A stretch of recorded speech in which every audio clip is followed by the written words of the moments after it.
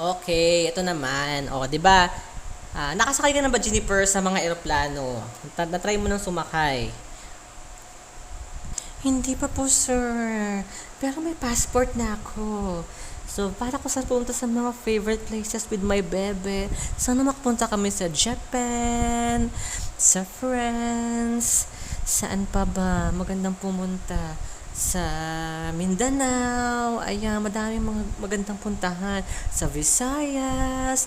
I love to travel. Kaso, hindi ko pa na-try. Busy pa sa ACADS. So, kung hindi mo pa na-try, Juniper, ako, sinasabi ko sa iyo, mag-ipon-ipon ka na. So, para pag nakagraduate ka na, 'di ba? Makakapunta ka na sa iba't ibang bansa, may pera ka na, o makapag-travel. So, ako nakapunta na ako sa Singapore several times before. So, masasabi ko talaga na isa sa mga magandang applications ng physics ay yung mga airplanes natin. Ayan, mga eroplano. Napakadaming applications ng physics pagdating sa eroplano, 'di ba? Ay, legit yan, sir. So true. Kasi di ba nga, bukod sa mga, syempre may electricity din sa airplane. So, physics din yun, sir, di ba? Tapos, may fluid dynamics. Di ba? Alam ko yan, sir. Sinabi mo kanina na yung air, ayan, isa sa yan sa mga applications, mga fluid dynamics, bakit lumilipad yung airplane. Ayan. And siguro sir, may mga thermodynamics din. For example, yung mga ano nila, yung mga fuels, ayan. Ay, tamang-tama ka dyan, Jennifer. Ang dami talaga pagdating sa airplane. 'Di ba?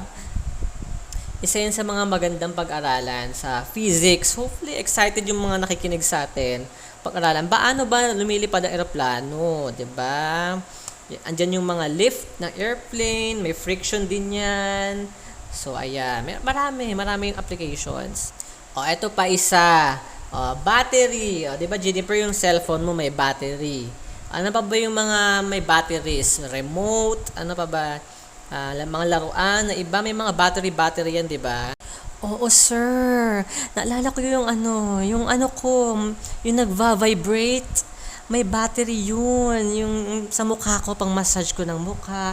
Ayan, pag nag-skincare ako, may nagva-vibrate din. Dun sa pang skincare ko, na ginaganon-ganon ko sa mukha ko. Gravity ka, Jennifer. Oo, tama, may mga ganon nga para sa mukha. Oh my gosh. Ay, alam ko yan, sir. Di ba yung battery, may mga chemistry din dyan, di ba? Hindi lang physics. Yung parang, anong tawag doon, yung electrons, nagfo-flow, may mga chemical reactions na nangyayari sa battery. So, nagkakaroon ng electrical potential difference. Alam ko yan. Electrical potential difference. Pinag-aralan yan sa electrochemistry. Di ba dati, sir? Alam ko yan. Very good naman si Jennifer. Very nakikinig talaga nung chemistry. So, tama yun. Kasi nga, ang physics at chemistry, hindi naman natin sila pwedeng paghiwalayin. So, mayroon din yung physics at chemistry, nagtutulungan yan para ma-explain kung ano ba nangyayari sa battery. Diba? So, kung iniisip nyo, meron po bang chemistry sa physics? Meron din. May mga electrons din tayo dyan na pag-uusapan. O, i-relate natin sa electricity, electromagnetism, electrical circuits. So, kailangan alam mo din yan, yung mga electrochemistry din pagdating sa physics. So true. Babalikan ko nga yung mga notes ko sa chemistry. Ayan. O, ito na, Juniper. At saka sa ating mga audience dyan. Dyan po ba kayo? So, ito na yung last na application natin pag-uusapan ng physics sa real life. So, dito ang may mga sasakyan, motor, e-bike, kotse, or nakasakay na sa jeep. Ano pa ba? Mga van, mga bus. Siyempre naman, may physics dyan. Mga automobiles. Diba? Mga sasakyan. Legit, sir. Dream car. Hashtag my dream car ay siya. I mean, Chevrolet. Yung Chevrolet. Gusto ko yung car na yan. Sana magkaroon ako ng Chevy. Oh my gosh. Oh, ayan. Oh, 'di ba? Dream car daw, sabi ng Jennifer. Oh my God. Gravity ka talaga. Gravity. Okay. O, sige nga, Jennifer. Anong mga application ng physics pagdating sa mga automobiles, mga sasakyan natin. I-share mo nga sa ating mga audience, mga nakikinig sa atin. Tama nga audience, di ba? Siyempre sir, kagaya ng airplanes lang din yan. May mga thermodynamics when it comes to the yung pag-burn ng fuels, ayan. And then, meron ding mga inertia, friction, fluid dynamics. When it comes to fluid dynamics, syempre, pag tumatakbo yung sasakyan, ng mga air, makaka-encounter siya ng air friction. So, involved din yung fluid dynamics, especially when designing cars, di ba, sir? And syempre, yung mga mechanical energy, mechanical parts ng sasakyan natin.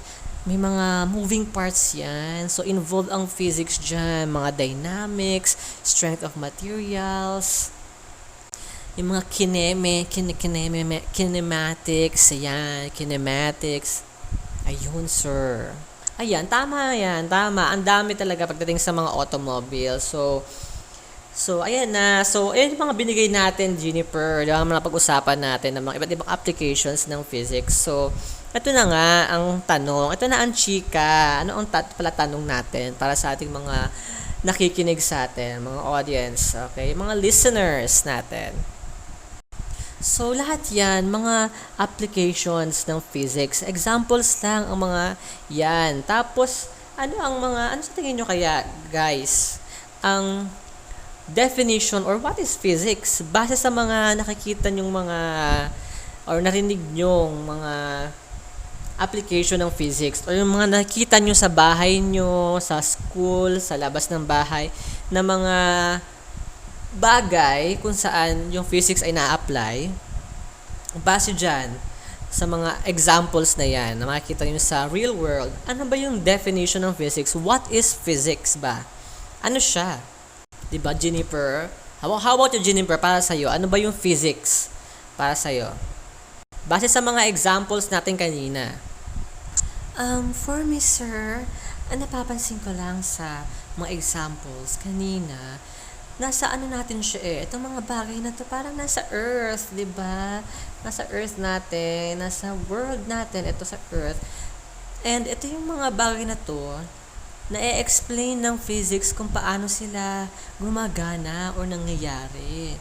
And siguro for me, physics explains the different phenomena that are happening in our world. Siguro yun, sir, para sa akin, ha? Aba, magandang yan. Magandang explanation or definition na yan.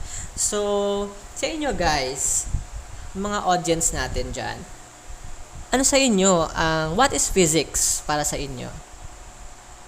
Okay, dahil dyan na nagtatapos ang ating episode 1. Okay, so hopefully may natutunan kayong something or kung wala naman, sige go lang, may entertainment kayo kahit papaano. At salamat dito kay Jennifer sa pagpunta. Ay, sir, walang anuman po, sir. Anytime, invite niyo lang ako. Kapag hindi ako busy with my bebe loves, kasi di ba magfe-Feb 14 na, so kailangan ko na ng labing niya. Oh my gosh. Isa pa yung application ng physics, yung sa Feb 14, may gagawin. Oh my gosh. Gravity ka talaga, Jennifer. Sige, bago pa saan pa tayo mapunta ang usapan, so magko-closing na tayo. So, salamat guys sa pakikinig. At ito lang ang masasabi ko sa atin. Mahalin natin ang physics.